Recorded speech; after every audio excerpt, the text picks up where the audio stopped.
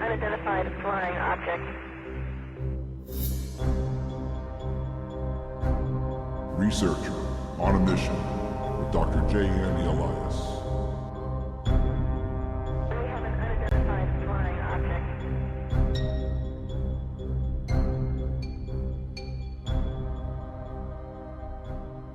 Welcome back to another episode of Dr. J Radio Live, of course, hosted by me, Dr. J. And as always, we have a fascinating show for you today, but today is extra special. The reason being is the person that is our guest is the sole reason I am here today bringing you news and interviewing people. If it wasn't for the journalistic efforts of this Emmy Award-winning journalist, and journalist is an understatement when speaking about this person, because she has done so much for ufology and mankind. You can't fathom everything unless you've been paying attention for about 3 decades, if not longer.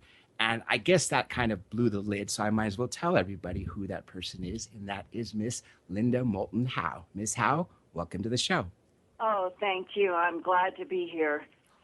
One thing that I was just telling you off air, and this is so true, every time I need to look up new information with regards to ufology, because I have a smartphone, so I don't really have to finish a prefix, I just start writing Earth and then add F, and it fills in the rest for me, earthfiles.com. That is where I turn to get the latest information.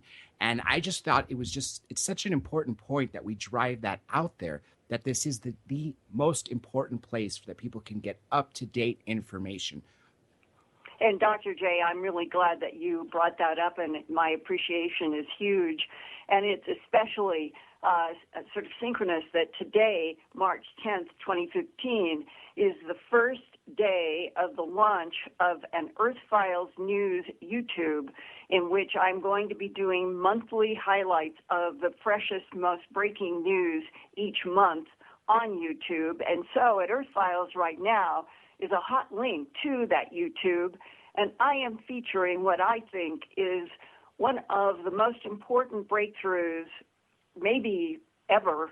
In a way, it is a kind of smoking gun that we have all wanted, but it certainly is the most important breakthrough news now.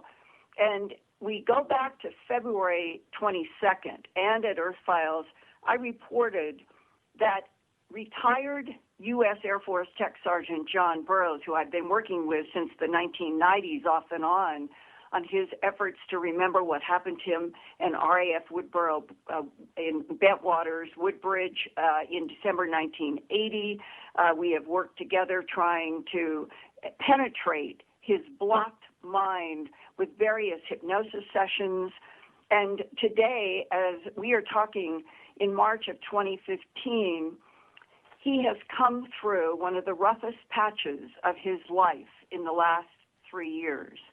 And the news that came to him at the end of January was that the U.S. Veterans Administration is finally going to grant him full medical benefits for injury in the line of duty during his encounters with unidentified aerial lights in Rendlesham Forest near RAF Bentwaters Woodbridge on 2 nights, December 26 and 28, 1980.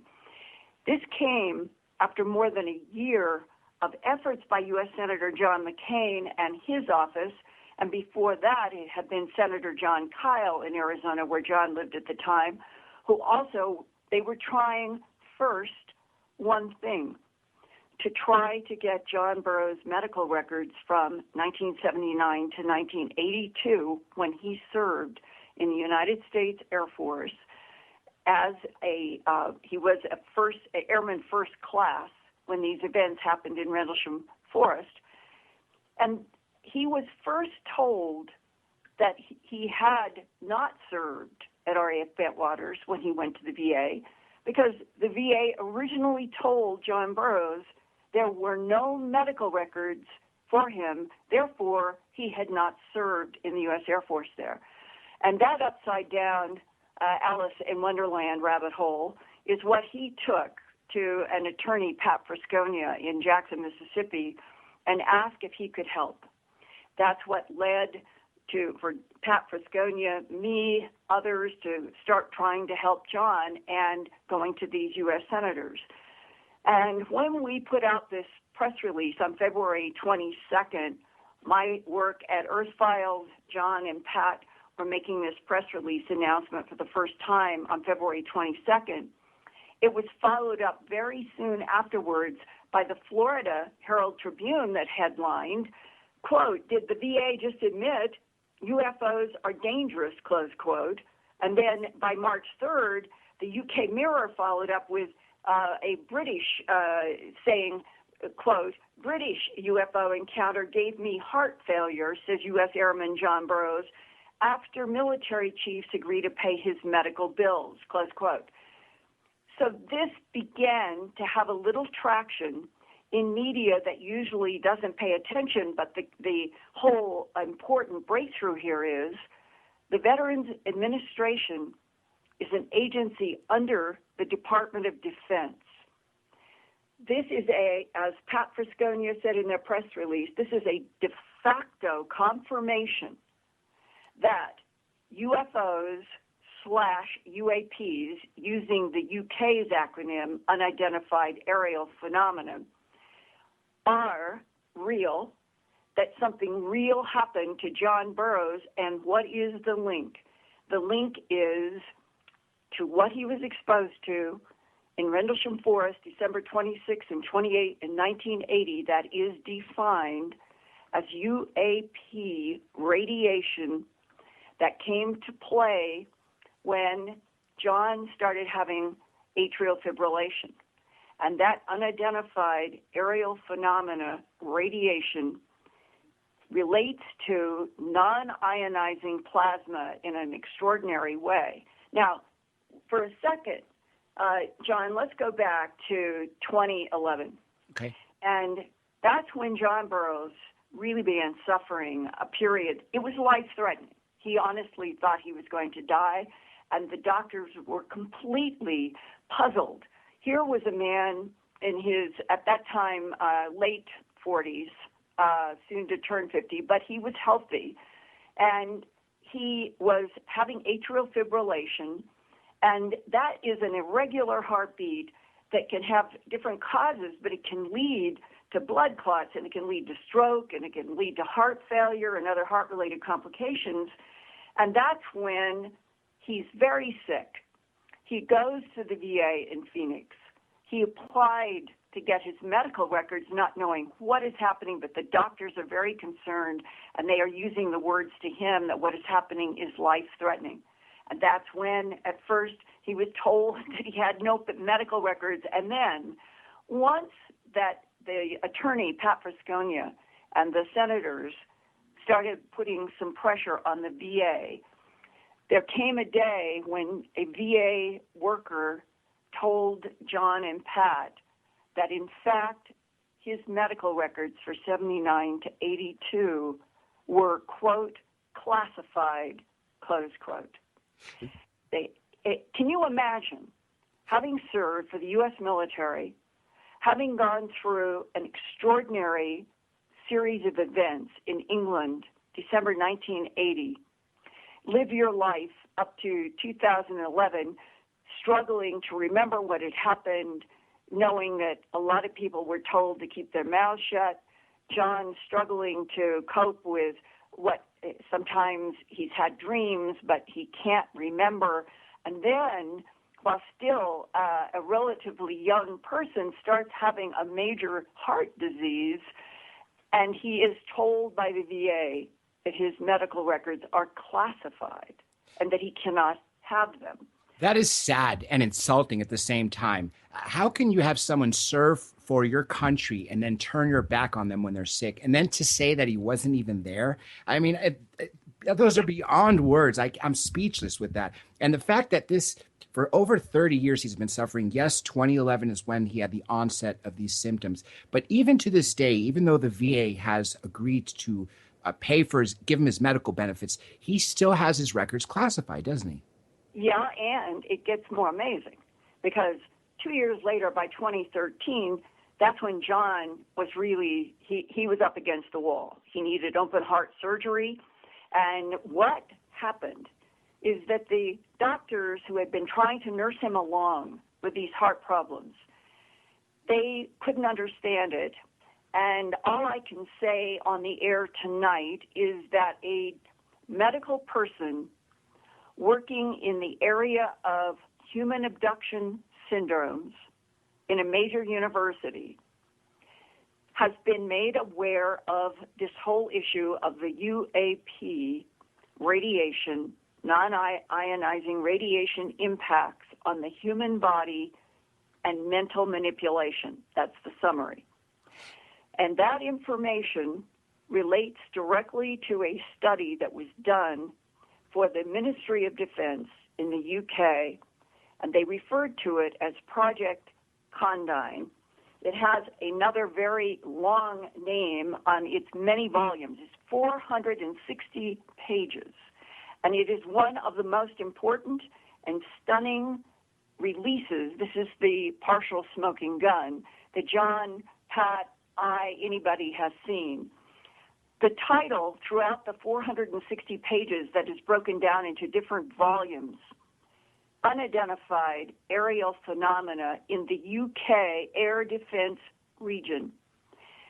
Now, this doctor, who, that's all I'll say, knows a great deal about various impacts on human bodies in relationship to damage that has occurred because of these certain frequencies of radiation, was able to get information. Oh, sorry. No, go ahead.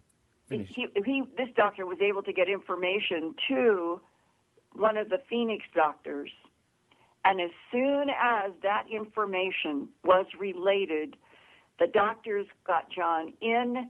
They did another series of tests related to the new information, and what did they find? In the mitral valve of the heart, the front and back leaflets, which are very much involved in the pulsing of the blood and how fast and what's happening, one was deteriorating and the back one was completely shredded. That is the term that was used in the medical analysis, completely shredded. It appears that that completely shredded anterior mitral valve leaflet is known on the inside of people who have been studying the UAP radiation for decades to be an area that this radiation can damage. And once they had that information, the surgery was scheduled very quickly. It was mid-December of 2013. They were able to successfully repair those heart leaflets, and he has been coming back. His health is getting better. But Dr. John Burroughs, to this day, as we speak, still does not have his medical records from RAF Bentwaters, where the exposure to the UAP radiation began in December of 1980, because his medical records are still classified. And in his frustration, in his own anger, he's grateful. He is so grateful that all of the events came to at least repair his heart. But he is at the same time frustrated and angry that he can't get his medical records. And he began on January 21st to 23rd, 2014, he began filing Freedom of Information requests with the Ministry of Defense in Great Britain. And by the spring and fall of 2014, the UK Ministry of Defense, after he had told everyone in the world, all those Larry King TV shows about the Ministry of Defense transferring all of its UFO files to the National Archives, remember those shows, and they would do it periodically 3 or 4 times, and Larry King would bring on people from the UK and the US to talk about the most recent transfer of what usually was a lot of bureaucratic filler and a few important pieces. But one of the startling headlines only about 4 years ago or so was Ministry of Defense says RAF Bentwaters file has gone missing. I don't know if you remember that. That's a direct quote. That was in the English newspapers, that very British, the Bentwater files have gone missing. And even the Sydney Herald in Australia blasted that out in a headline, really questioning the MOD that these files really weren't missing, that there was something in these files that the MOD was withholding. And so for the last 4 or 5 years has been this question and mystery, what about that big cache of files, RAF Bentwaters, that had gone missing? Well, John, in this last year, using the Freedom of Information Act, that is the UK's, to try to use the information that he knew about Project Condign, about what had happened with his heart, about what he himself had been researching about the whole Bentwaters 1980 event. He started filing a series of very, very well-researched and intelligent Freedom of Information Act requests. And at my website, earthfiles.com, I've done a series of reports with John and his attorney, Pat Frasconia, and I have a whole series of these documents in the FOIA replies from the Ministry of Defense in 2014.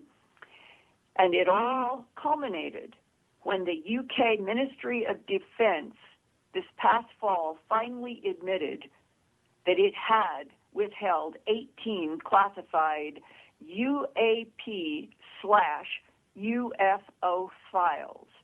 Now, that work, filing those FOIAs, continuing to put pressure through the FOIA system, is why John Burroughs was awarded in February. It was February 21st at the Open Minds Conference in Phoenix.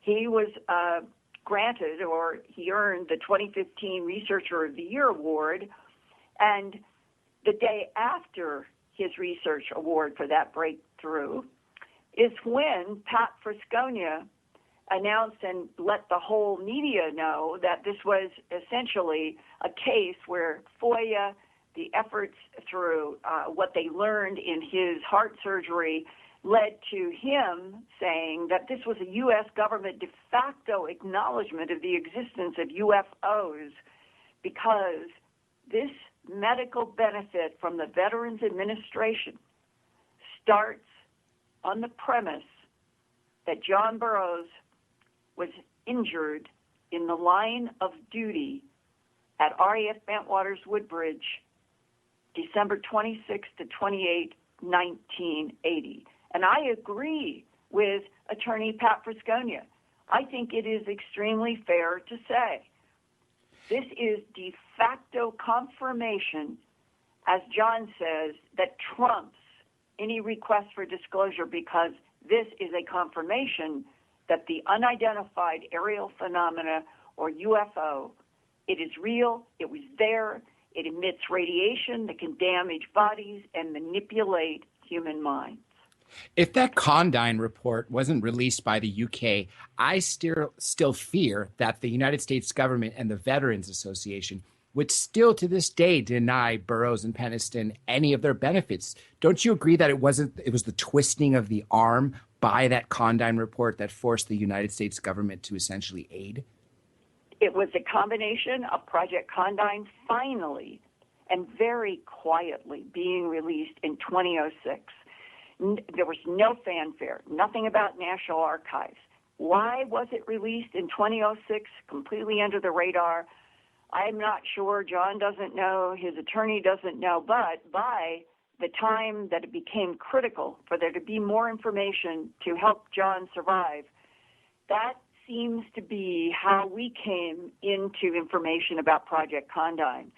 And once you start printing out from this huge 460-page, and you are reading about study after study, graph after graph, formulas after formulas of what the UK has been learning for decades about UAP radiation and its impacts on bodies and minds, and there is that one very crucial paragraph that is used in Pat's press release, and it says the Bentwaters, the RAF Bentwaters, I've got it right here, and it says that this, here we go, the well-reported Rendlesham Forest Bentwaters event is an example where it might be postulated that several observers were probably exposed to UAP radiation for longer than normal UAP sighting periods. That sentence alone means that we're talking about a database that's huge. This is a big report. This isn't just isolated to RAF Bentwaters Woodbridge. They have enough information about this UAP radiation to give an indication in this Project Condign that the observers in Rendlesham Forest at RAF Bentwaters Woodbridge were probably exposed to UAP radiation for longer than normal. And they're using the word normal as if they have so many cases that they've got a bell-shaped curve and they've got a normal exposure period to UAP in a sighting period. And then it goes on that it is clear that the recipients of these effects from this radiation are not aware that their behavior and their perception of what they are observing is being modified by the frequency that is being emitted from the unidentified aerial phenomenon. It's here in black and white. And you jump to another paragraph from that one, and it said, it would seem that this effect, meaning this radiation, this particular frequency from the unidentified aerial phenomena, can occur when close to a UAP, which in the United States is a UFO, either outdoors or indoors. This causes the brain to interact in an unusual way with the imagination, and they've got library in quotes, causing reports of visual activity which are not in fact a true representation of the facts. What they're saying here is that they've got a lot of cases where people have been close to a UAP/UFO, that there is measurable non-ionizing radiation, and it has potential mental effects on humans as well as physical. It can physically injure, and that they know enough about enough people to say in this very sophisticated report that it manipulates the mind. And when you go back to December 26, 27, 28, 1980, I've literally spent years of my life on many subjects, but trying to get to the bottom of RAF Bentwaters Woodbridge. I think it's the most important case because it involves so many military, high-ranking military, Ramstein, Germany, the National Security Agency, the Central Intelligence Agency. They were all involved right from the very beginning. And when I've interviewed as many people as I have about this, ranging from people who were in authority to people who were all 3 nights, we're doing work at the East Gate, we're up in Central Security Control, that you realize there was a kind of objective observer in Central Security Control, the command and authority area. And they have on record that on the first night, December 26, 1980, when Staff Sergeant Jim Penniston, the senior ranking authority, asked John Burroughs, Airman First Class, and Ed Kavancic, Airman, he was the newest of the 3, to join him to find out what these yellow, green, blue, and white lights were that were described by some of the observers at the time that night after midnight. It looked like a bunch of Christmas tree lights moving around in Rendlesham Forest. They had to get approval from the command, because to move out into Rendlesham Forest is to move out onto civilian UK land. The maps of RAF Bentwaters Woodbridge, in 1980, it was the largest NATO base in Europe.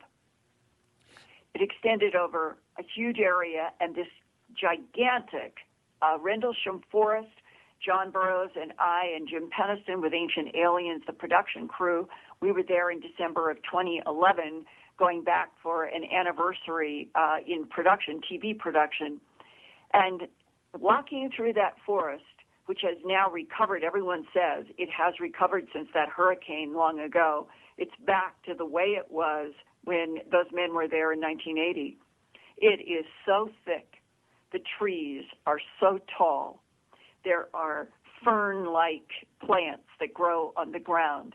The ground is up and down of what the English call berms. Think of the land as looking like kind of frozen waves. And as we were walking, was one of the things overhearing that Jim and John were saying, like we're there in December 2011, but we're looking through their eyes back to 1980. And I remember them both saying, look at these trees. How could even that black glassy object, how could it have come through these trees? How could those lights have been moving so rapidly through these trees? It's always been a strange mystery. And when you go to their three mines back that night after midnight, December 26, 1980, just like this Project Condign, just like this title, Potential Mental Effects on Humans. It's right here. I'm reading right out of Annex F, Volume 2, pages 16 to 30, and this is, I believe, page 18. It is saying that this radiation, this non-ionizing radiation, but coming from a plasma, that's with a lot of contradictory concepts here, will affect human minds in different ways. And let's just take Ed Kovansak, John Burroughs, and Jim Penniston. Ed Kovansak stayed in a truck under orders from Jim Penniston. Jim Penniston asks John Burroughs to walk with him. They're going to go deeper into the forest. They're going to leave Ed Kovansak at the truck. They were having radiostatic problems, and that may have been related to the phenomena. But because of radiostatic problems, Ed is at the truck. Now, Jim and John are walking through the forest. I walked right beside them as they were sort of showing us what they did. At points, they'd see the lights and they would start running and they would fall often because there was so much of this up and down of the earth. It was quite difficult actually to walk on. And the two men, Jim Penniston and John Burroughs, they have never remembered the same thing, and Ed Kovansak refuses to talk. That is exactly actually what you took out of my head that I was going to ask. The fact that this report speaks about the effects on human minds, I was always wondering, why is there such a discrepancy in Burroughs and Penniston's story? And this just kind of hits the point. And look at the discrepancies with Larry Warren. And you can go through a dozen other men who were out there on December 28th with the deputy commander, base commander, Charles Halt. Everybody has different versions, but it's really, I think, fascinating to focus down on what happened with Jim and John from their perspective, of their different memories. Jim vividly described with John next to him, and John is hazy on this, but sort of remembers a light. But here I'm going to give you what Jim Penniston vividly recalls, that a blast of white light hit as if the entire forest around them went white. And then out of the light, already there, like it didn't fly in, like it just popped out of this bright white light, was this black, glassy, triangular-shaped vehicle, approximately 7 to 9 feet long, and seeming to, and this is a word that Jim has never been able, was it hovering on light? Were there legs?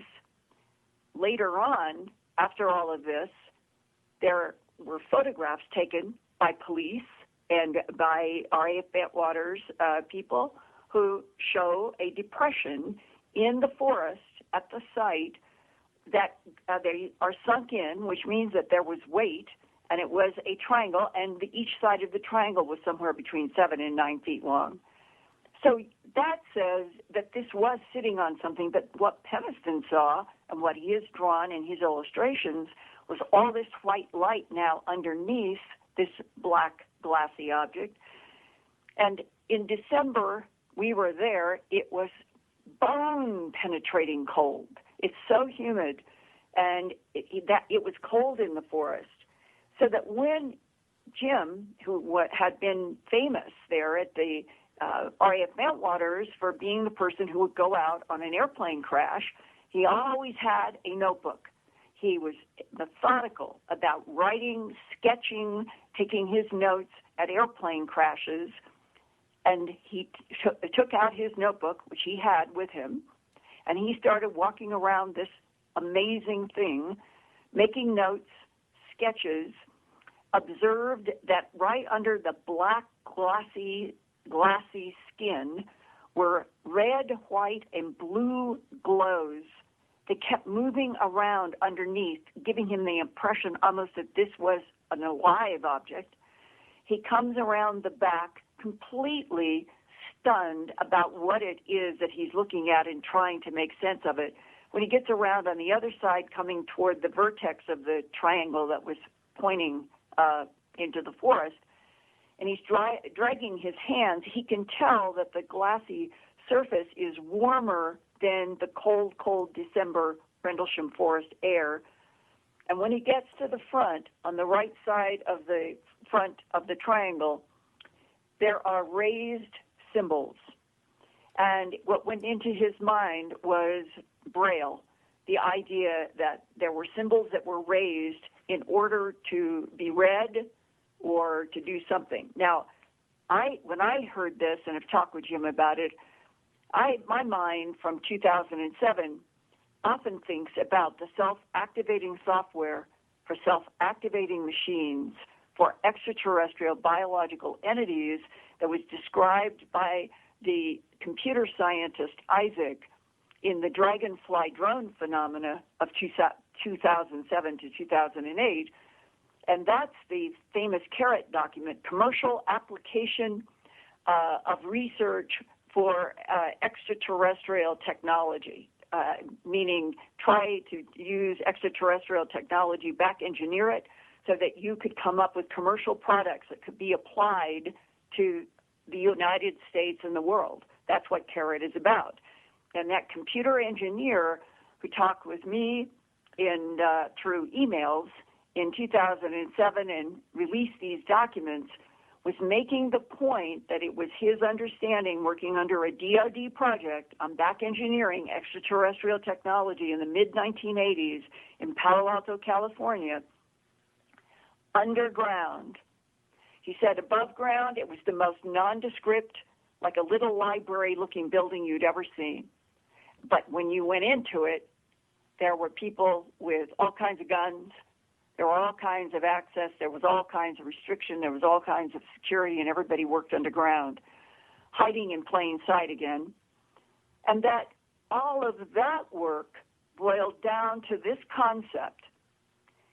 Extraterrestrials, and I'm just going to use a verb that we humans understand because we're getting into an area that language begins to fail, to fall away, that we're dealing with extraterrestrial technology that can embed mathematical language into geometric patterns and relationships of patterns.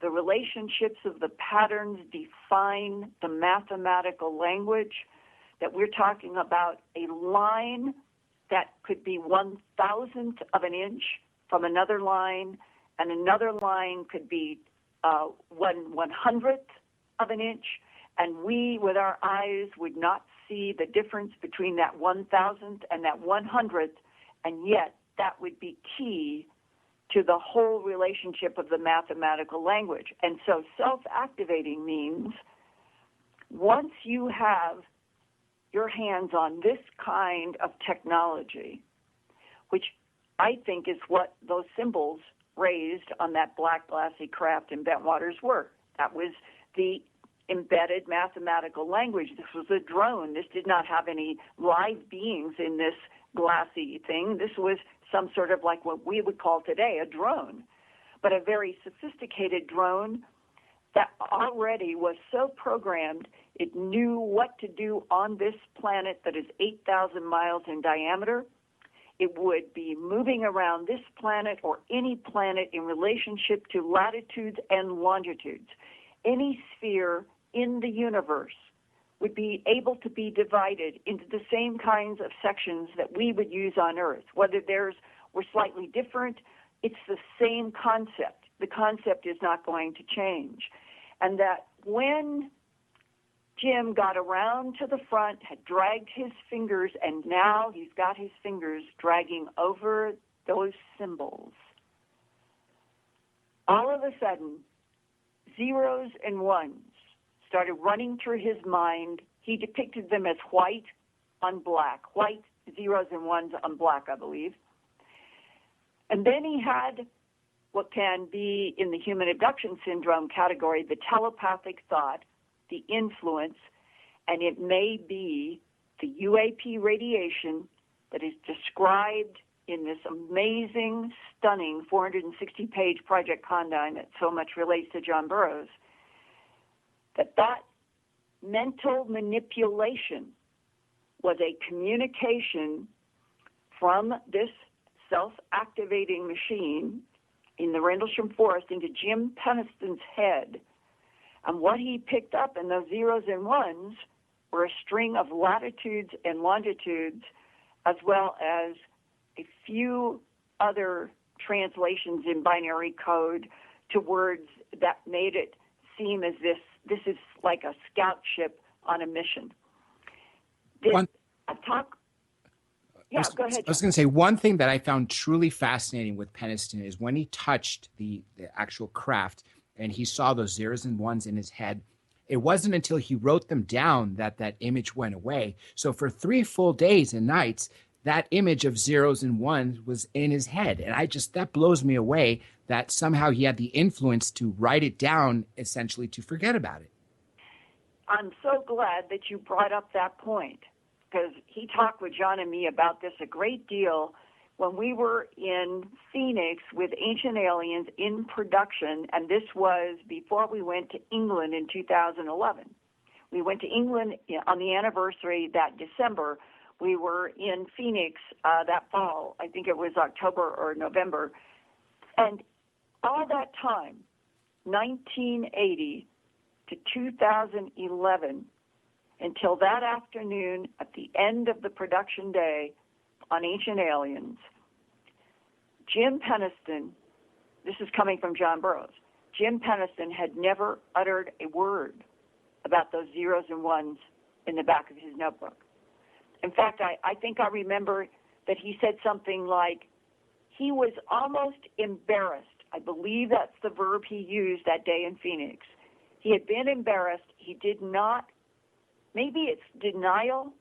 When people have these highly strange experiences, it is so much easier to live with kind of your own personal policy of silence about it. You don't talk about it, not with family, not with friends, certainly not with people you work with, because everybody is afraid they're going to be called insane, unreliable if they describe anything strange. And I believe that's the context in which Peniston kept all of this secret.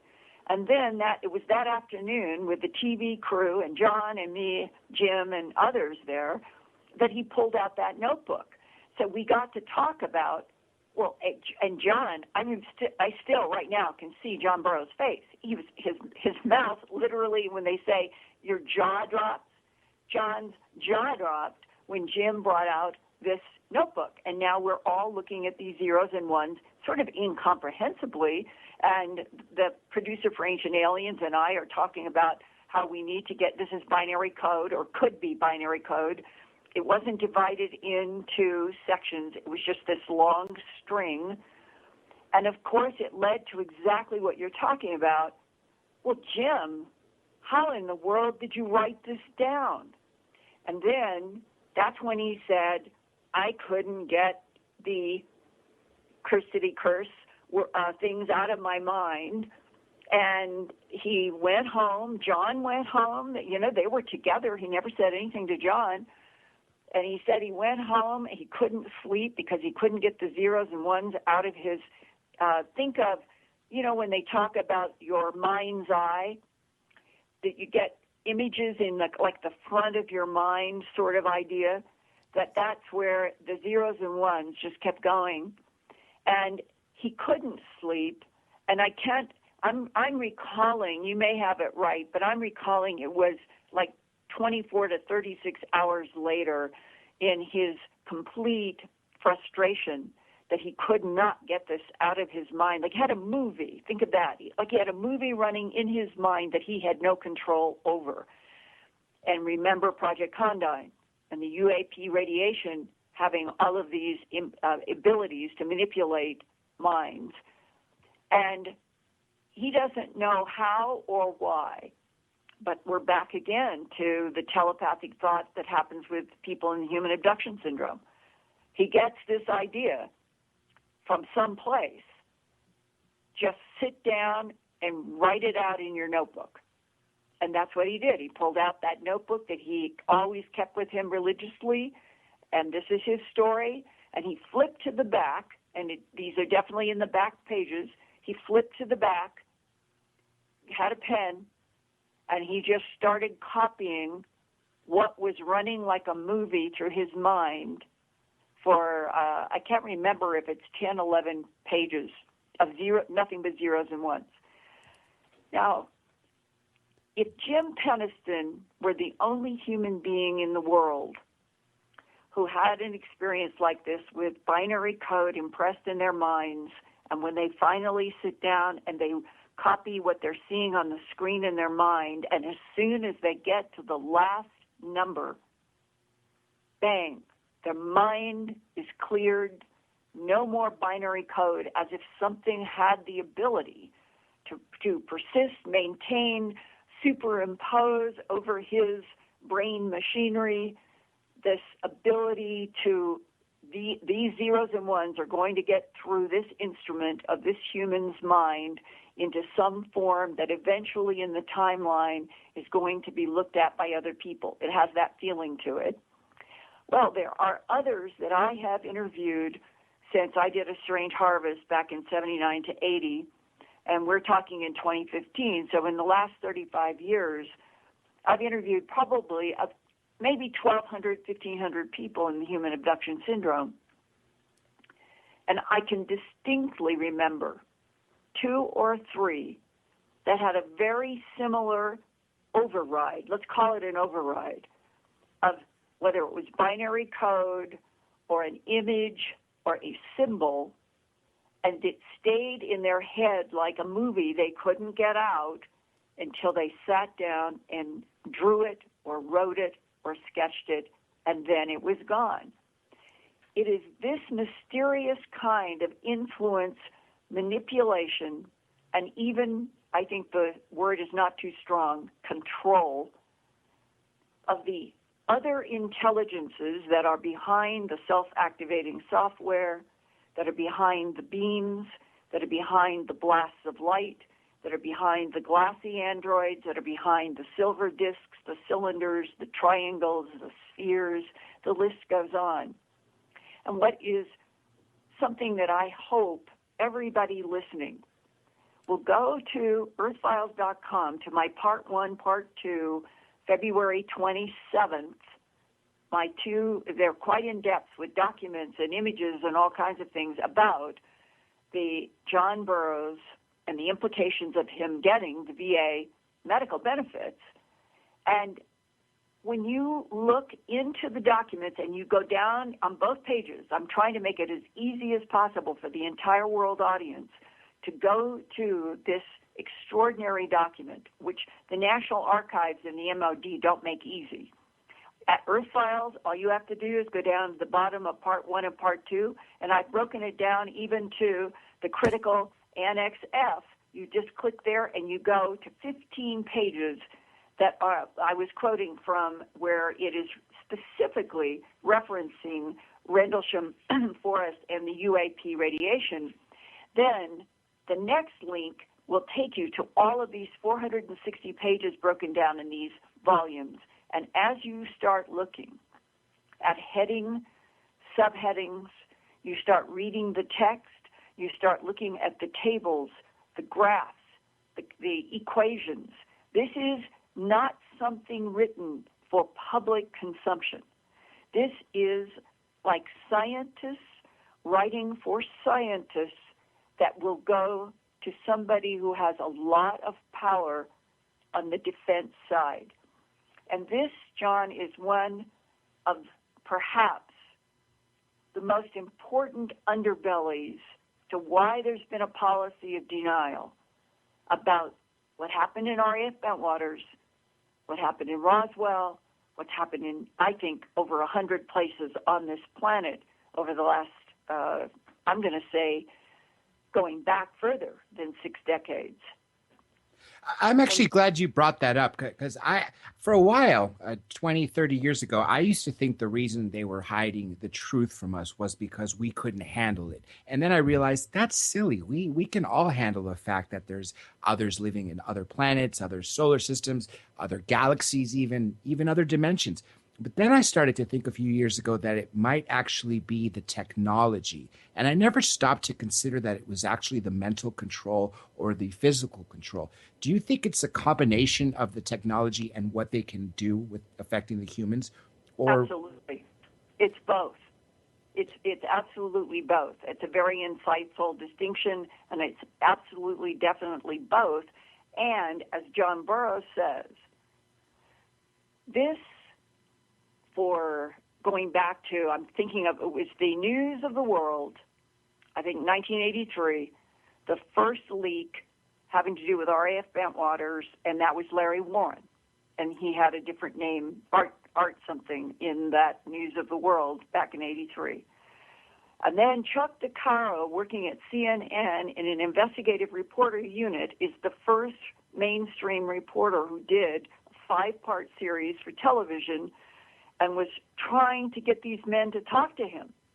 And many would not, including, irony of ironies, John Burroughs refused to talk with Chuck DeCaro for CNN back in 84 when Chuck did that.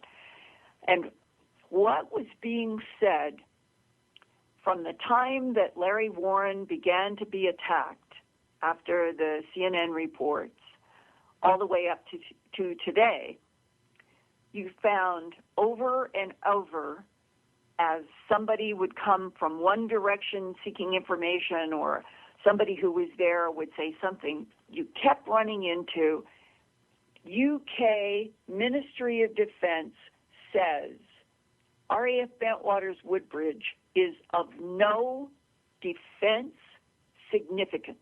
You can find those 3 words in many various places, poo-pooing any effort to get to the bottom of RAF Bentwaters. That is disgusting to say that there's no defense significance when something is entering airspace and possibly where nuclear weapons are stored? Well, yeah, and the nuclear weapons were on both the Bentwaters and the Woodbridge side. They didn't want anybody to know that then, and later on they said it was only Bentwaters, and today we know Woodbridge and Bentwaters both had nukes underground. But there's something really important to keep this arc of thought going, that for a long time, I'm going to say the UK and the US both rode on that, is it polite to say a policy of lies? They rode on this denial that there was no defense significance. When Project Condign is quietly released under the radar in 2006, and none of us knew much about it until the last 2 or 3 years, it is so clear that this UAP/UFO radiation is of such defense significance that it went black, it went underground, it went into all kinds of military defense projects, specifically because it could injure Earth life and it could manipulate minds. So the idea today that John and his attorney present is that the frequencies of this non-ionizing radiation, the UAP radiation, that may be in the terahertz region between infrared and microwave, that's where we think it is. The confusion was that until Project Condign and studying this 460-page report, all of us were lulled into the idea that non-ionizing radiation was not going to hurt us, at least not within moderate periods of exposure. That's why there was a controversy, 4 years ago, when the airport scanners started going in the United States to look through clothes, and there was a big controversy about whether it was safe. That's terahertz radiation. That's this frequency we're talking about that is between infrared and microwave. The consensus, nobody's proved it to us, but the consensus was from the Department of Defense in the United States that terahertz for the minimum amount of exposure in each of the scanners in the airport was not going to hurt a human for that exposure. But then, remember, there were other medical people who came into the discussion and they said, but the accumulation, it's like so many things about radiation. It's the length of time of exposure. How many airports do you have to go through a terahertz scanner before your mitral valve leaflet begins to deteriorate? And you don't hear any discussion about this. That isn't being discussed. So on the one hand, you've got a Ministry of Defense and an American government that since World War II, under the total consensus agreement then between Churchill, Truman, and General Eisenhower then, that this was a phenomena. They use words like celestial and extraterrestrial, and that Churchill himself is allegedly supposed to have said to Eisenhower in a meeting somewhere around 1943 to 44, the world is not ready for this. We must keep all of this, and they were referring to craft, lights, running rings around Royal Air Force jets in Europe in World War II. And they went to an agreement that Churchill and Eisenhower thought that this would upend stock markets, upend religions, upend social orders, and that Churchill himself recommended that there be a complete policy of denial and secrecy for 2 generations, 50 years. That would have been, let's say, from 43 or 44 to 93 or 1994. Well, we're at 2015, and there still has not been the full accounting of everything that's happened, and that's where we come back full circle. John Burroughs, Jim Penniston, Ed Kovansak, Monroe Nevels, there's a whole bunch of people who were there. They were exposed to a phenomena that nobody, no scientist on this planet, let alone political leaders, had a clue. They had no idea. When they found above background radiation in the forest, that was a stunning piece of evidence. And here, Dr. J, let me tell you another one of the very important pieces of hard evidence that shows that the government knew that they were dealing with unidentified aerial phenomena, that they were dealing with radiation, that they were dealing with a lot of things that they slammed lids on. And here I'm holding in my hand, this was gotten through FOIA only recently as well. This is from what is called D as in dog, I as in island, 55. This is a department within the Ministry of Defense in the UK. The date, February 23rd, 1981. That is no more, that's a little less, or about the same as 1 month. You go December 28th, 2 months, December 28th to January, January to February, 2 months after the events in Rendlesham Forest. And you have these words being written in the Ministry of Defense by an agency that is investigating, and here it says, We do not know of any serious explanation for the phenomena, it's the plural form, phenomena described at the reference, and that reference is unexplained lights, and the context is Rendlesham Forest. And it says that they measured, it seems, significantly higher at this site in the forest, significantly higher than the average background of about 0.015 milliroentgens. One Roentgen and 0.015 milliroentgens, that's 1,000 times more than Roentgens, but nevertheless, normal background is considerably less than this, or is considerably less than what they had measured in the forest. And the very fact that they had this document within 2 months of those phenomena, well, how long did it take? It's taken 30 years for us to even begin to open up and get these documents to open up and start seeing that the Ministry of Defense is admitting that they have withheld all this information and that John Burroughs is alive today because a doctor has been studying the impact of this UAP radiation on human tissue and minds. And if he had not been in the context of all of this other research that is laid out in 460 pages in Project Condign, John Burroughs would probably have died a year ago. And thank God we are actually receiving such information. If it wasn't for Condign, we wouldn't have forced the United States government the VA to actually give him his benefits. Hold that thought. We're going to take a quick 3-minute break, everybody. We'll be right back with much more from Linda Moulton Howe.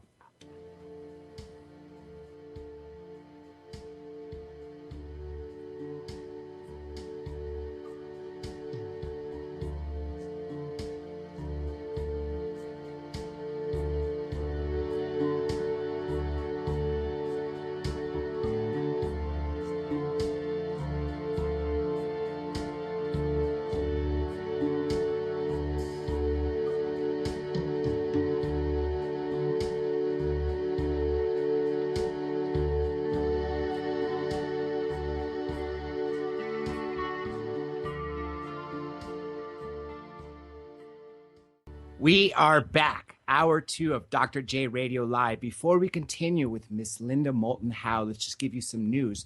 The uploads from last week's interviews, Richard Dolan and Nick Pope, will be available in the next 2 days. The Richard Dolan one is going up actually tomorrow. And just some guests who will be joining us in the next month will be Timothy Good, Dr. Greer, Edgar Mitchell.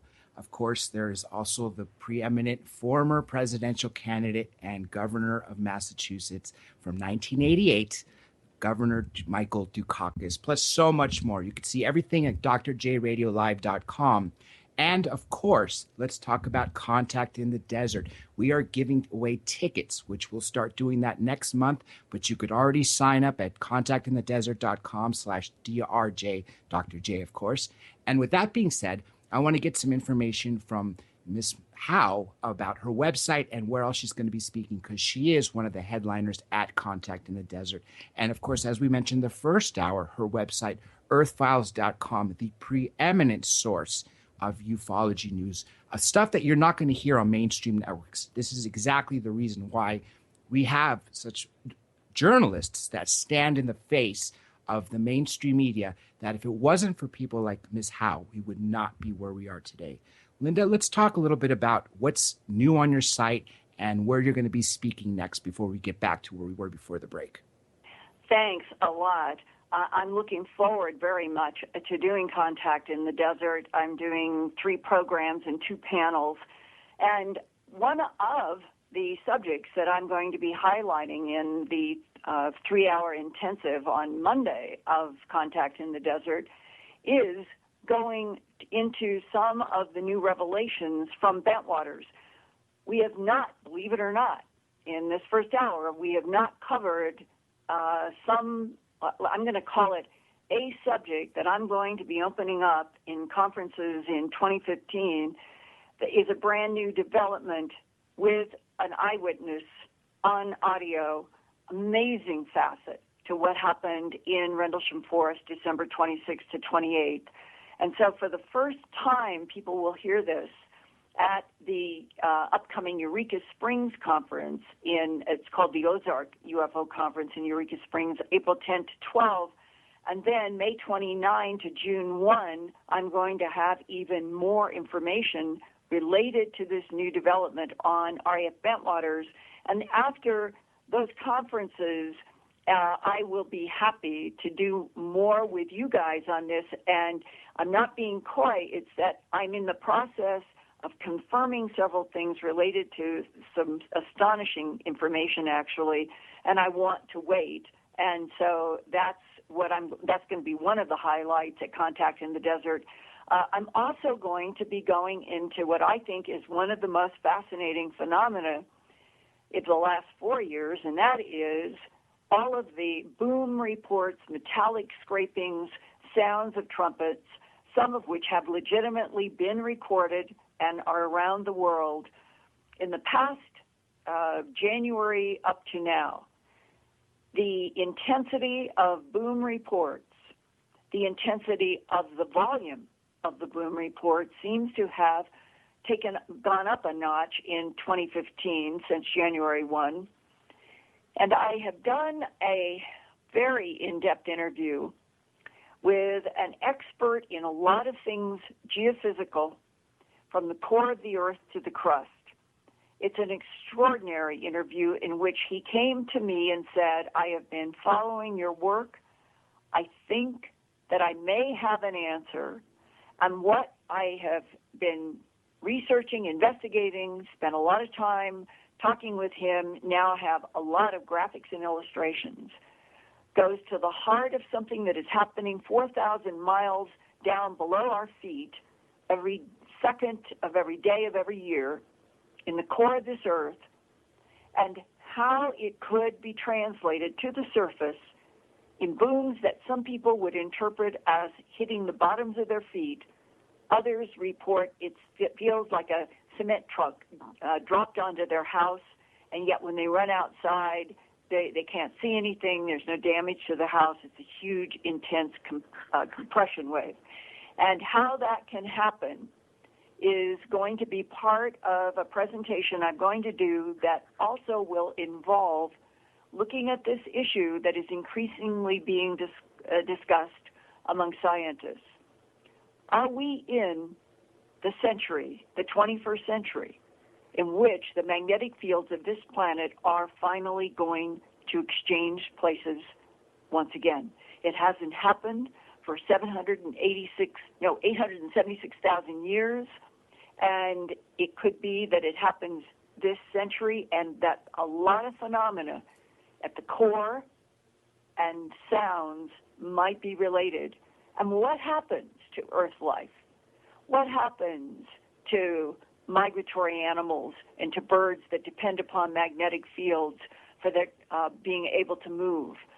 That is a question that so far nobody seems to be able to answer definitively, because it has been so long since the last magnetic pole change.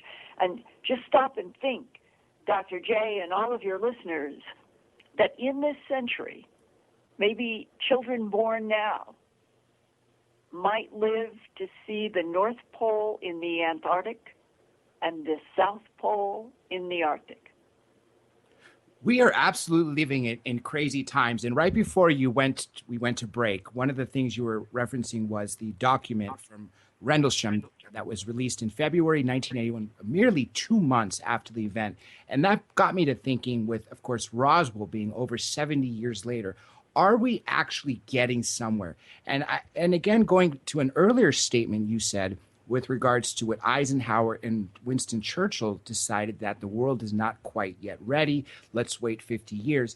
We've essentially seen a technological boom. You have the instances with Carrot, the laboratory in Palo Alto, as of course you have the instances with Colonel Philip Corso, which some don't agree with, others do. But we just have all this technology we can't explain.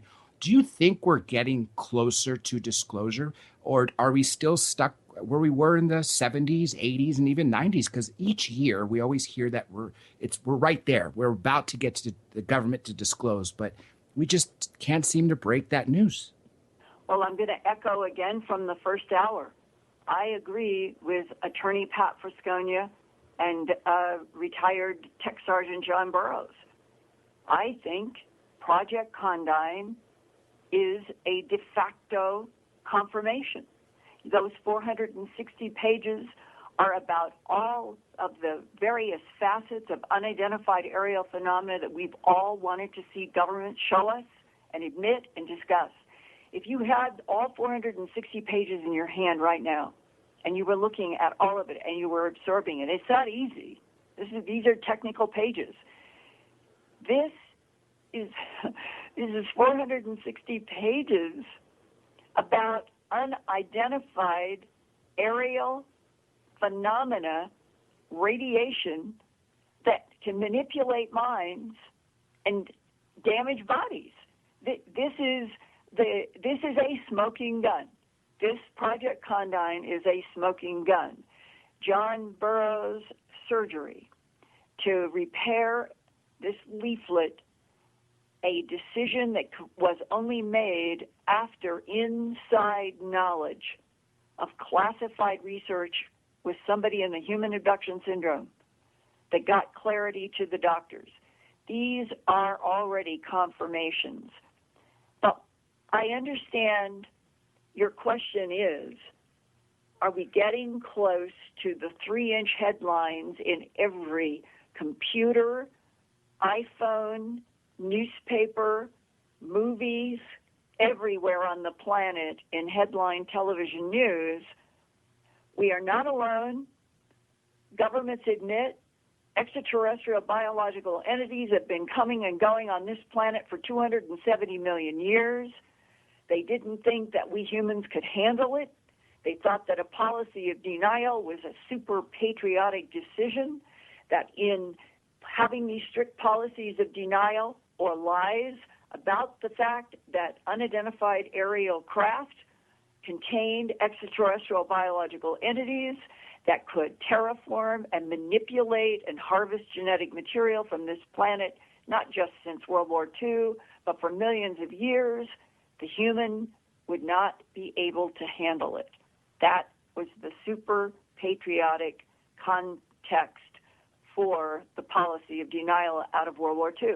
But the reason John, Pat, and I agree on this 100%, the reason that the policies of denial kept on going and persisting is because what these documents say is that they wanted to be able to get weapons, military, here it is.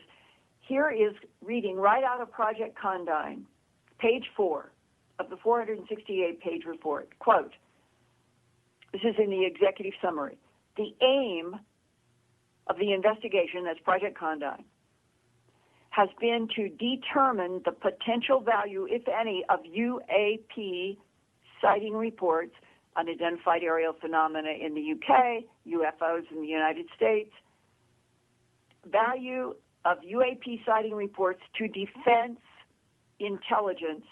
Consistent with MOD policy, the available data has therefore been studied principally to ascertain whether there is any evidence of a threat to the UK, and secondly, to identify any potential military technologies of interest.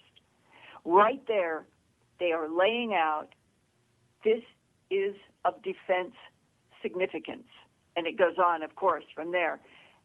Further, if defense weapons and the weaponization of the UAP radiation has been at the top of priority lists and explains why there have been policies of denial, and finally this amazing, stunning report is released, going to the heart of your question, are we getting closer?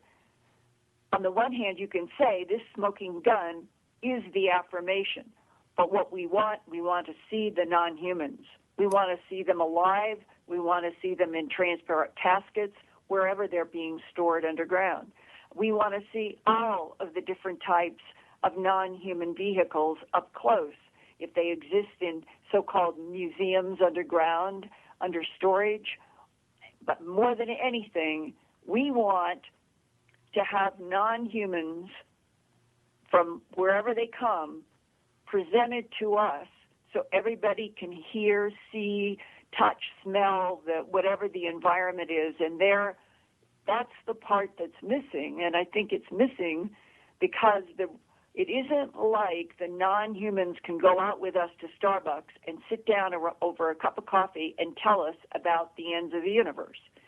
I don't think their minds and our minds are compatible in that way. And it may be why this UAP radiation is always being used in some way to control, manipulate, interface with the human mind. The best case on it is that the intent is not to harm, that the intent is not to injure, but that the very side effect of the technology itself from someplace else has these impacts on Earth life and human minds.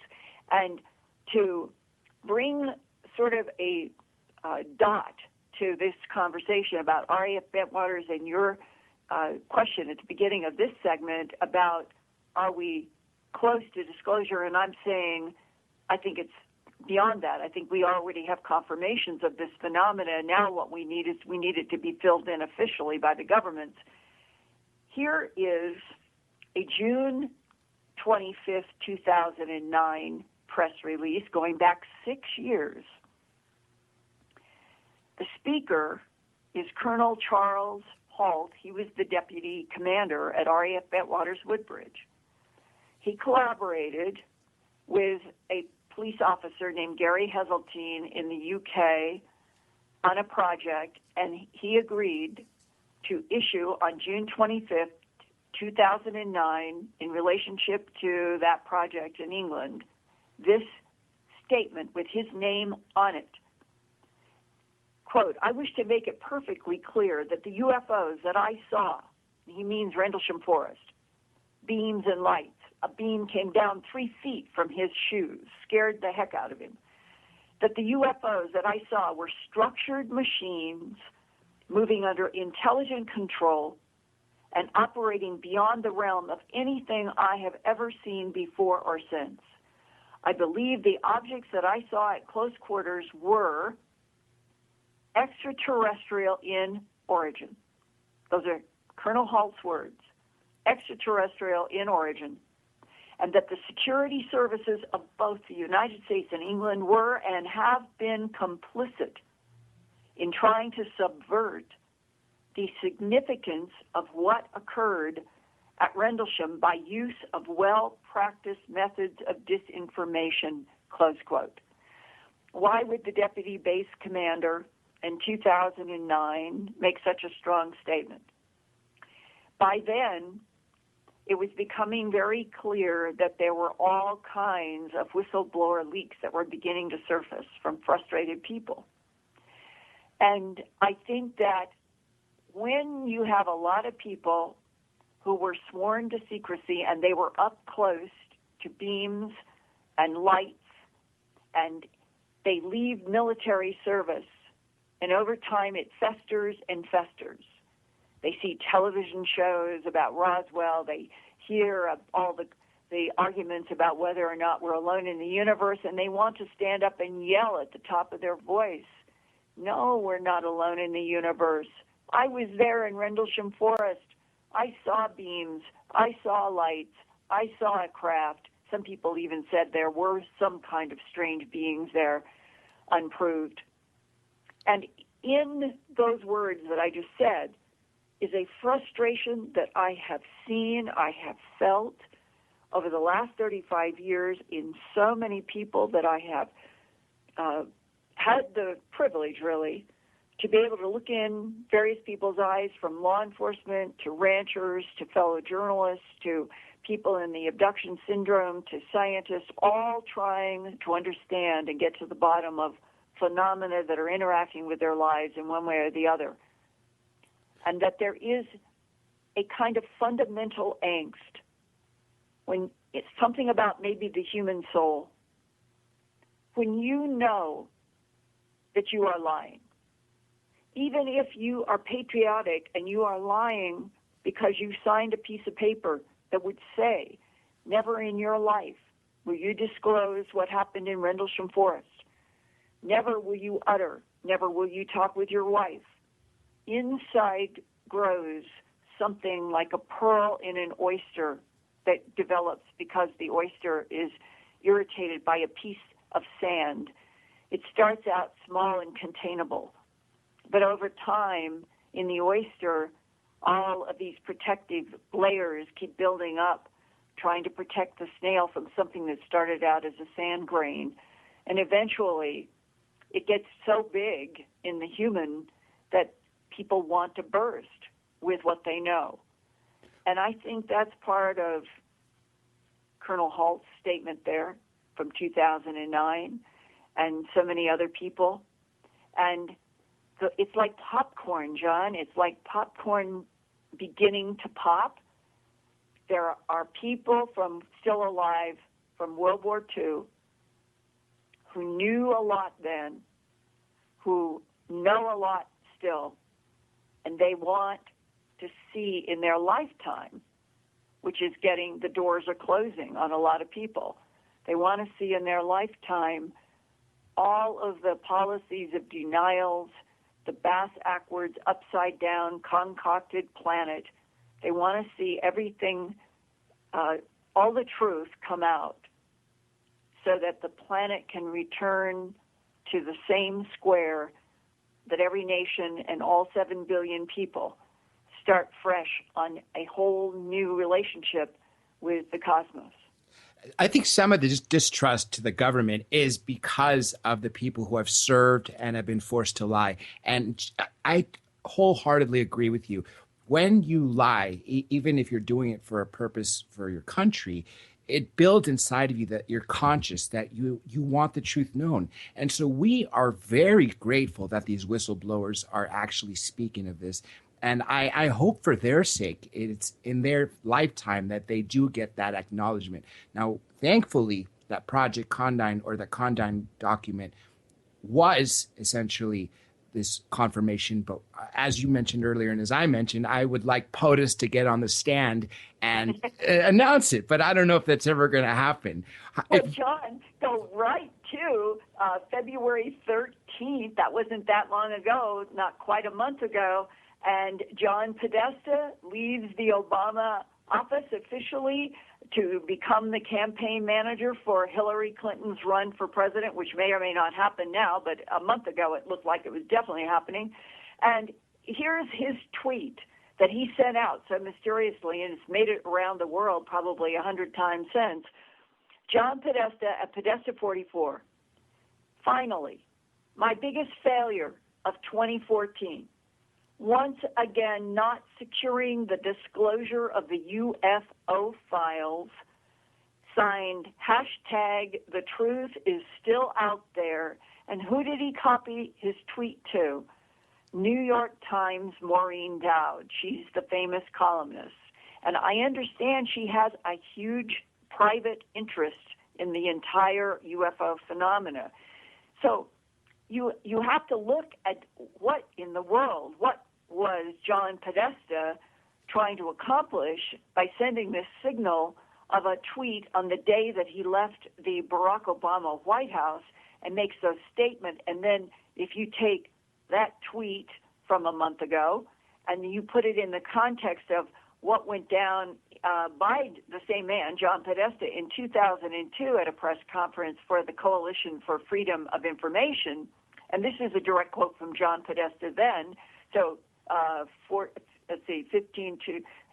so this is 13 years ago. Podesta said, quote, "It's time to find out what the truth really is," and he's talking about UFOs, "that's out there. We ought to do it really because it's right. We ought to do it, quite frankly, because the American people can handle the truth. And we ought to do it because it's the law," close quote. It's the law. This is supposed to be a nation of, by, and for the people. One thing I love about this, it's actually really ironic, and I love is probably the wrong word, is the fact that you have people in the secret government, some people call it, or the cabal, or whatever term you use to describe those that are in the know, that say humankind should not know because it's not going to be any good for them. But yet they are humans. So you have one human saying what's good for other humans, but that doesn't really make any sense. How can someone of the same species speak for everyone else and say, well, we can handle it, but they can't? I know. It's an elitism that I think just galls any of us who have grown up in the United States, because essentially the evolution of our life has been one where we thought that each of us were protected by the Constitution and the Bill of Rights, and that the United States of America, by definition of, by, and for the people, was one in which the government should serve the people, not the other way around. Today, in 2015, there has been a steady erosion, a curdling, a corruption of everything in the underbelly of the Defense Department and the intel agencies since the World War II decision to keep a huge part of their investigations, of their technological back engineering about extraterrestrial craft and technologies away from the public and the media.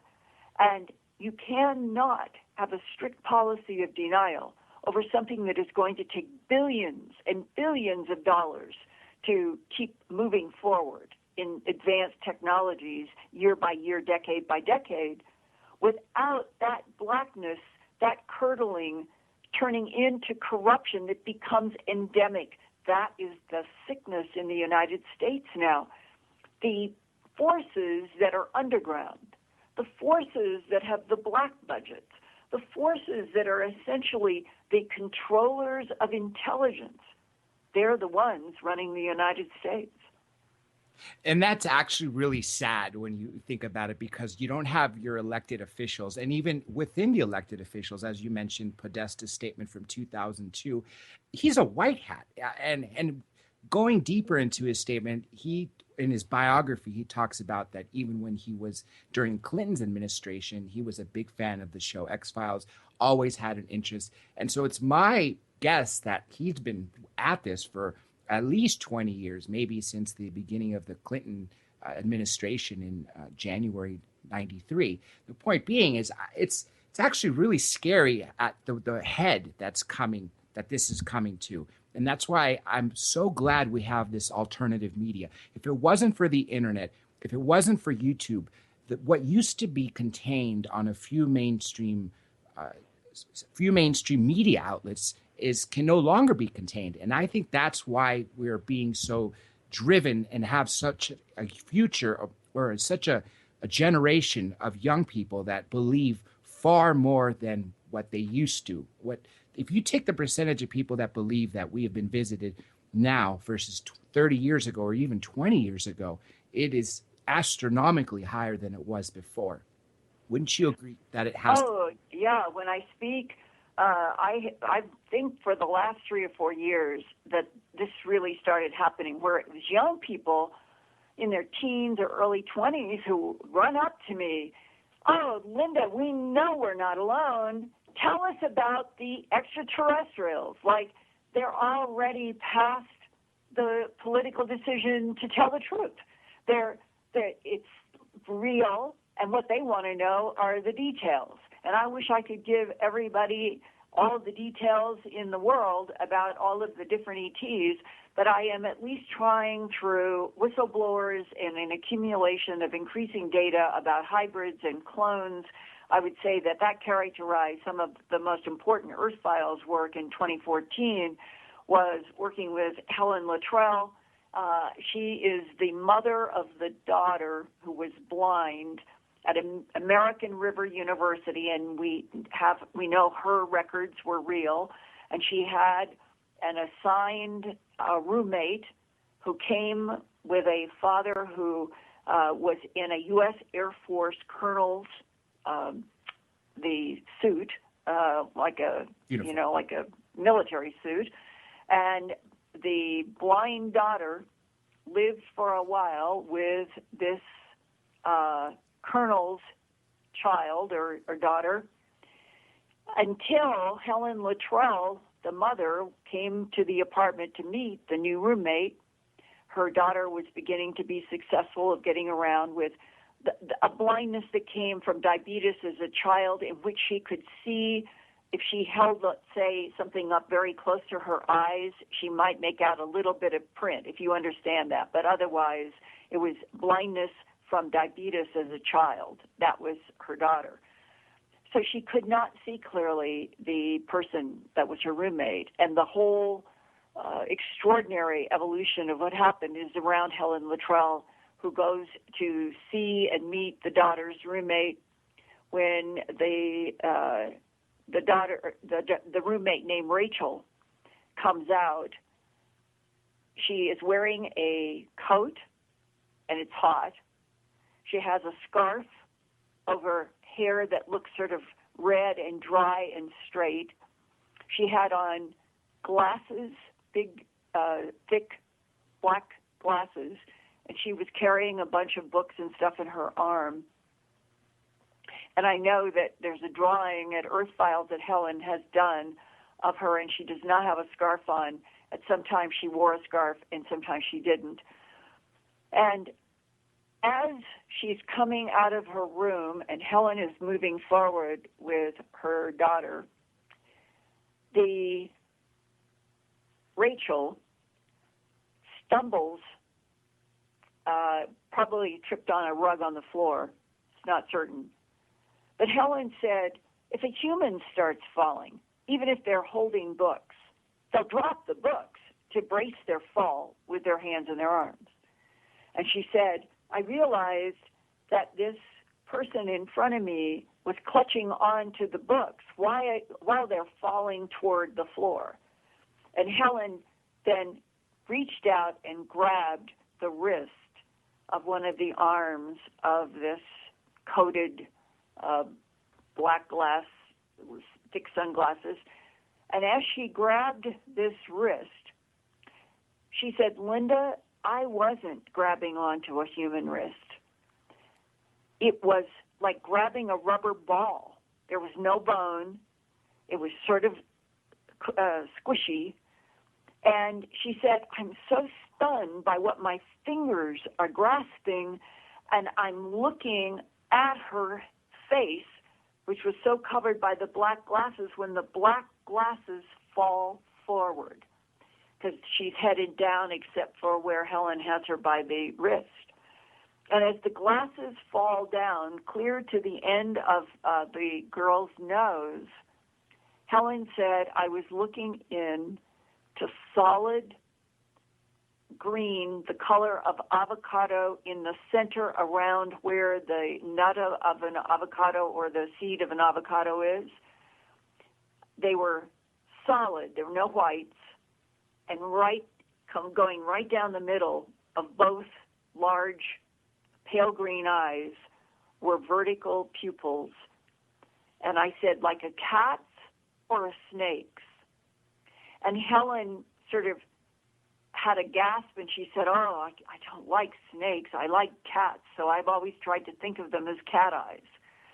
And that story of how the Air Force colonel came to talk with Helen Luttrell and the daughter after this traumatic event, because the mother and the daughter then went back to the university and wanted to talk with the father about what is this, and that led to a discussion with this Air Force colonel who says that he has been part of a hybridization program on this planet for a long time, based between Rachel and Area 51 at Nellis Air Force Base, and that our government has had knowledge about underground bases that have been used for a long time by a type of what we would call, I suppose, gray types of extraterrestrial biological entities with a very complicated backstory that goes to Zeta Reticuli 1 and 2, which is where the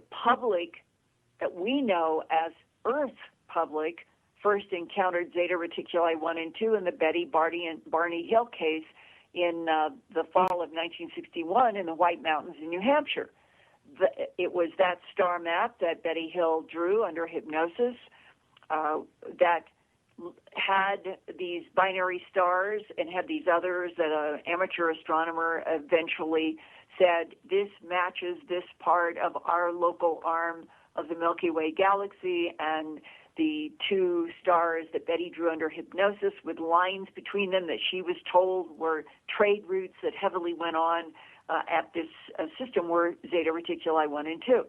And the kernel backstory, long backstory for how these Ebens got here to Earth has to do with Zeta Reticuli 1 and 2. And on a similarly parallel track, Anthony Sanchez in 2010 ended up getting a whistleblower long interview from a U.S. Air Force colonel that said he had been working inside of a hybridization program, and it was based underground in the area north of Dulce, New Mexico. And we'd have to go into a whole nother show for 5 hours to get into everything that is in these two cases. The bottom line is you can take the details from Helen Luttrell's contact with a U.S. Air Force colonel in Sacramento. You can take the details from the U.S. Air Force colonel in Dulce. They didn't know each other. Anthony Sanchez had never heard of Helen Luttrell, and she had never heard of him until this past summer when I did these interviews. And yet when you study everything that came through those two colonels, it's like we're getting variations on the same huge big box story of other intelligences working from other solar systems in this, we'll call it this region of the Milky Way, and that there are things like trade routes, and there are things like health that goes bad, and there are issues of survival, and there are genetic harvests, and on writ large. The angst, the good and the bad in human life seems to also have its reflections in the good and the bad of what other life in this universe are trying to cope with. And that ultimately, if we knew the whole huge bloody truth of this whole complex thing that involves multiple types of other intelligences and humans on Earth, we might realize that every single one, doesn't matter what type it is or what solar system, that everything is struggling to survive, and that you can have advanced technologies that can get you from one point in the universe to another. But if something happens to the replicating DNA of your system and it stops replicating, that's the end of your civilization, no matter how advanced your technology is. All of that might relate to the animal mutilations. My career has always been in science, medicine, and environment. Those are the beats that I had at the University of Colorado and Stanford University, where I got my master's degree in communication. Those have always been my main interests. It's out of those interests that my investigation of the animal mutilations began in 79 to 80, and that's what took me through the Alice in Wonderland mirror into revelation after revelation from people in authority telling me the perpetrators of animal mutilations were creatures from outer space without them being able to understand why. 35 years later, through all of these many, many paths, it seems to me that not only are we past time for the entire human family to know the truth that we're not alone in the universe, but it is almost imperative for the healthy evolution of the 7.2 billion people on this planet going forward to have a much better understanding of the relationship of this planet and this solar system to others. I was just going to finish this sentence. If we had a reality check on the relationship of geopolitical territorial conflicts among extraterrestrials in the Milky Way galaxy, we might, as humans, stop trying to kill each other over arguments about whose God is better than another God. I want to make a few points. First of all, you're absolutely right that we can't touch on Rachel's Eyes or UFO Highway because we would need tens of hours. There's so many points that I have from your decades of research that we could essentially do a single show on. First being the Airman Shepherd, or the U.S. Navy man Shepherd, to what happened in the Dakotas, to of course this Dulce, New Mexico, and even the Antarctica, the Admiral Byrd and the recent Navy pilot. But being that we only have 20 minutes left, obviously we can't touch on that. But going to what you just said, I think you're absolutely right. This primitive tribal warfare that we're having is what's preventing us from evolving to the next step, because anything outside looking in, seeing us fight the way we do, would just the threat that we're posing to them is insane. And I could just see why they would want to avoid us. Yes, and I have in front of me the Psalm 101 training manual that is what Bob Wood and I and a few others think is perhaps one of the most important leaks ever in terms of a document. I'm picking it up, and this is the one that had the War Office stamp, April 1954. That would be only 7 years after several crashes in the Roswell and general region. And this was put together. It's stamped Majestic 12 Group. We know that Harry S. Truman brought together a group referred to as MJ-12 of business, military, science leaders to work with Truman on what to do about the extraterrestrial presence. And this Psalm 101 was published as a Majestic 12 Group Special Operations Manual titled Extraterrestrial Entities and Technology Recovery and Disposal. Like Project Condign, this Psalm 101, this training manual about how to send out highly trained groups to retrieve extraterrestrial technology, to retrieve extraterrestrial biological entities, alive and dead, how to ship, package, where, who was doing biology investigations, who was doing strictly physical craft investigations. And my discussion about the symbols raised on the black glassy craft in Rendlesham Forest that Jim Tennyson dragged his fingers over, and my linking that to the Dragonfly drone Carrot document that was released in 2007 by the computer scientist Isaac, having to do with mathematical language encoded in symbols, and that in the advanced extraterrestrial technology, those three-dimensional symbols on the surfaces of whatever they send out through the universe is capable of functioning in billions of ways through this mathematical language encoded in these patterns. Here, what I'm reading from in the Psalm 101 document dated 1954 April, description of extraterrestrial technology, only 7 years after the announcement. Solid structures and substantial beams having a distinct similarity in appearance, in which several samples were engraved or embossed with marks and patterns. These patterns were not readily identifiable, and attempts to decipher their meaning has been largely unsuccessful. Now, I think that is a description of the same kind of self-activating technology on extraterrestrial manufactured products that have been going throughout this solar system and others, that is based around a mathematical language in which these craft can act as their own intelligent beingness, and that glassy craft in Rendlesham was a self-activated software technology, and that it was described even if they didn't know it in 1947 to 1954.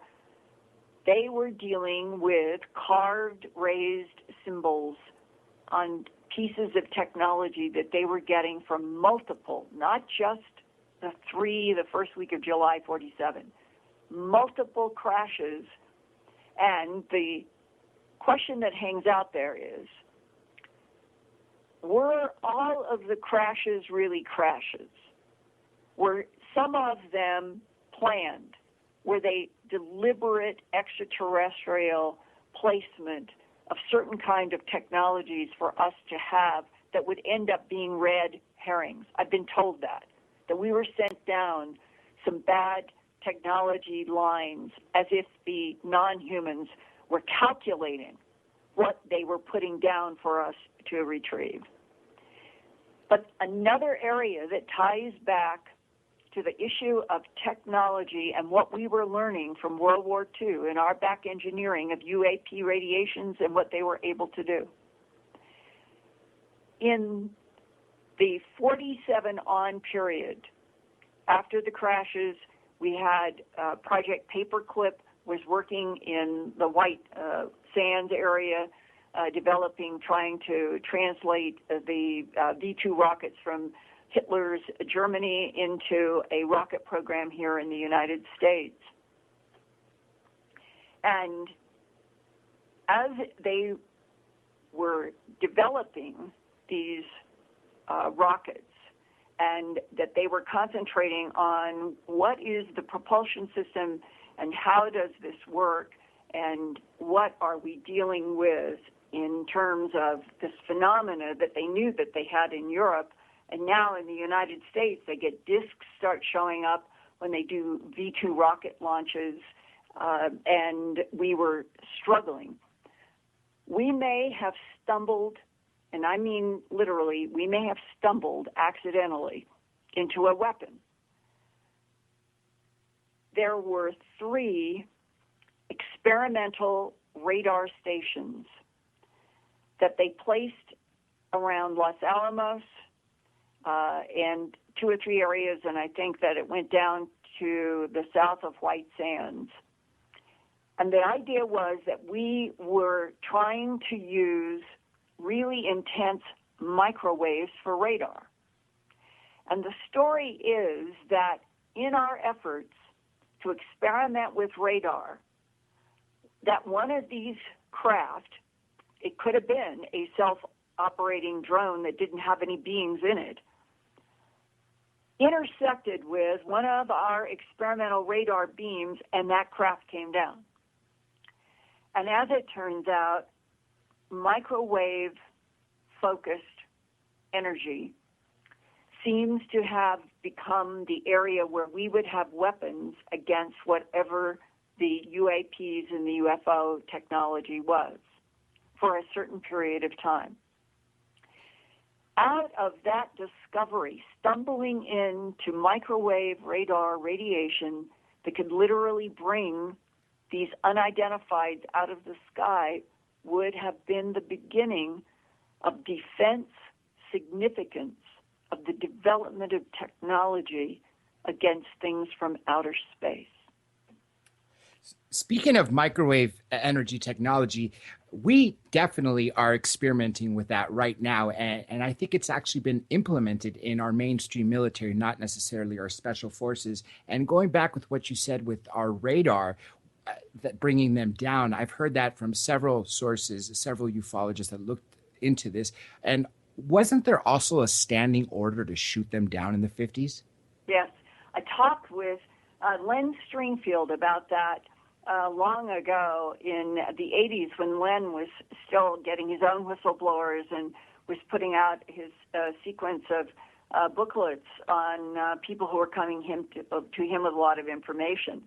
He told me, eye to eye, that when he was in the Air Force, he knew for a fact that there was a standing order, I think it went back to 52 or 53, to bring down unidentifieds in the sky.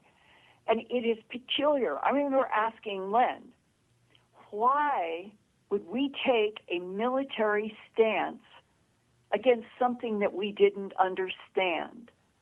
Well, in a way, my asking that question, and Len and I talked about it, raises the opposite side of the question is that somebody in the UK, the US, the World War II allies perceived some kind of a threat, perceived something that they might have thought was hostile, it might have been the UAP radiation, that they then put themselves in a counter position that they were going to bring these down to get more technology, to create more weapons so that they would have an ability to fend off the extraterrestrials. It's a kind of circular logic.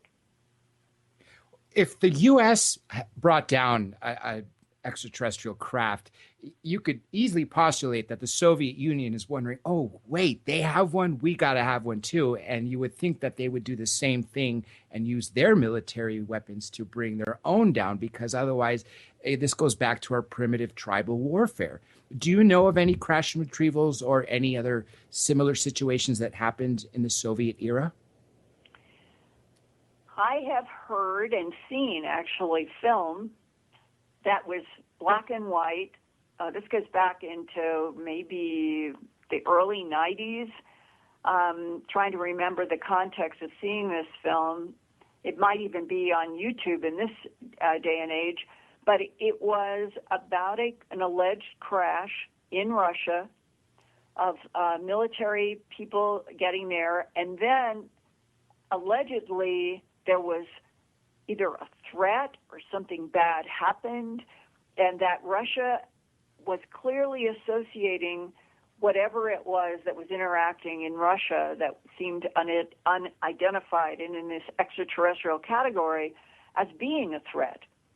And I've often wondered, I don't know if you have any thoughts about this.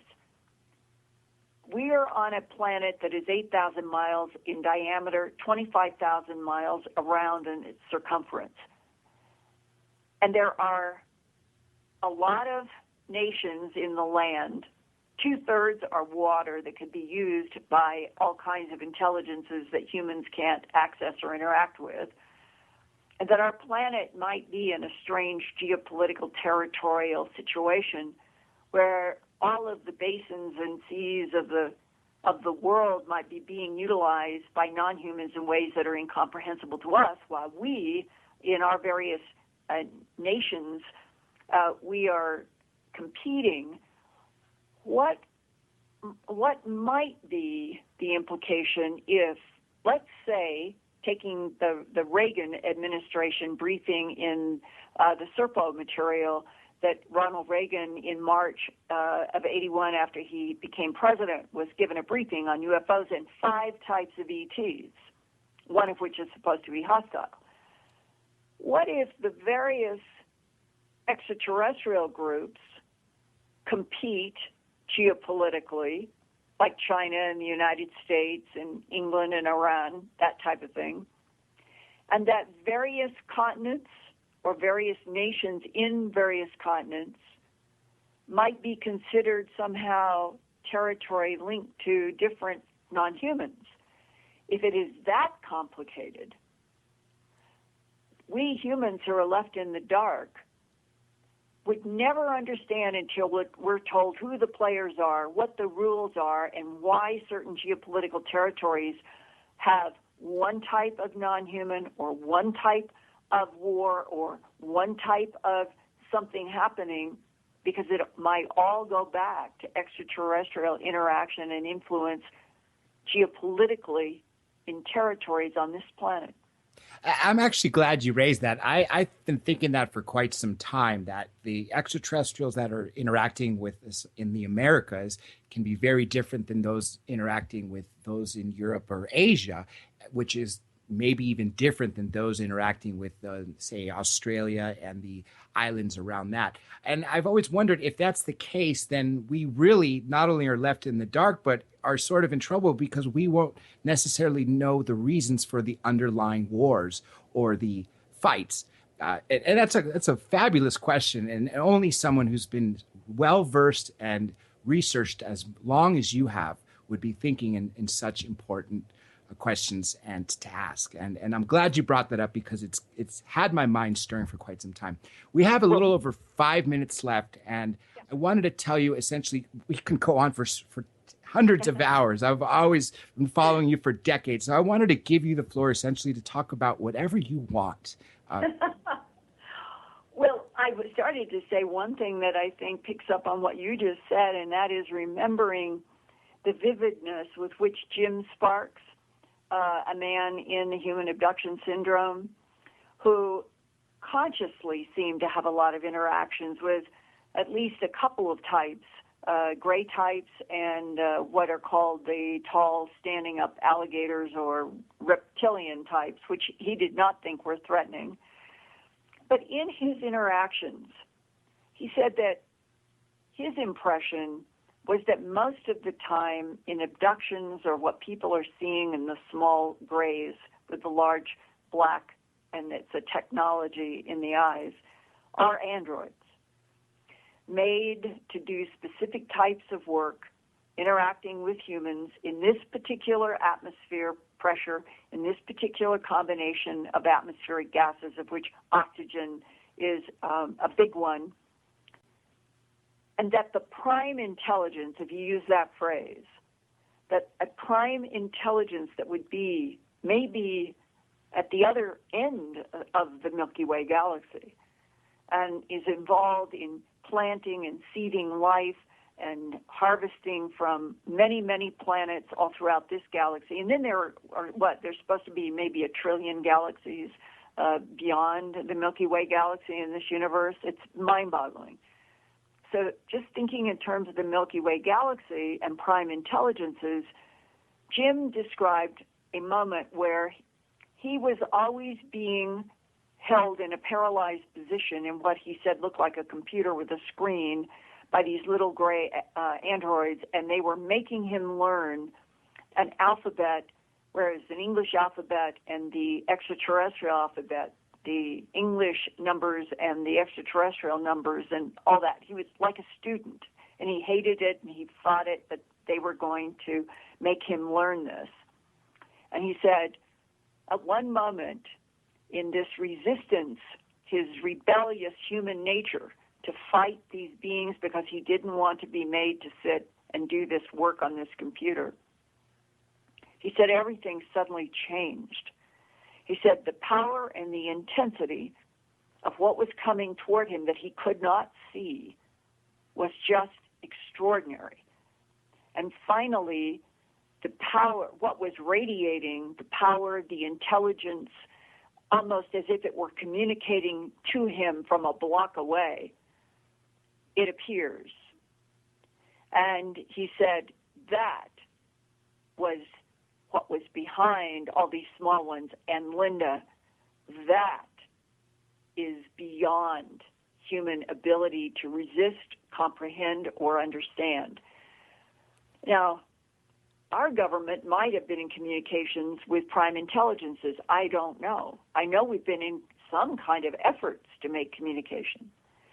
And as we, let's not say goodbye tonight, let's just say, as we turn the page on these 2 hours, and we've been able to go in depth on what I think is an extremely important part, RAF Bentwaters and these pieces we've been talking about, that the entire concept of prime intelligences that could be seeding solar systems is how big the box could be behind that which we are experiencing on this earth as moving lights, beams, human abductions, animal mutilations, crop formations, maybe phenomena that are not always in our daily lives, but they come and go and punctuate our reality, almost as if this is not all there is.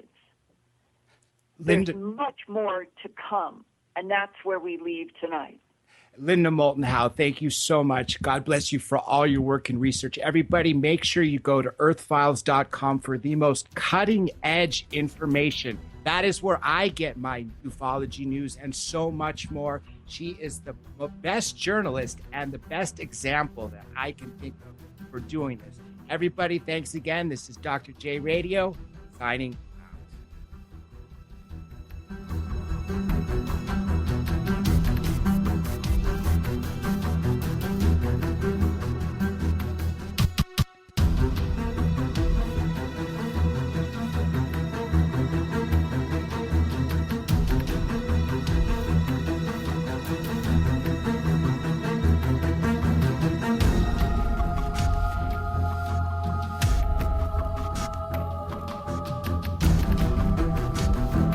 Bye.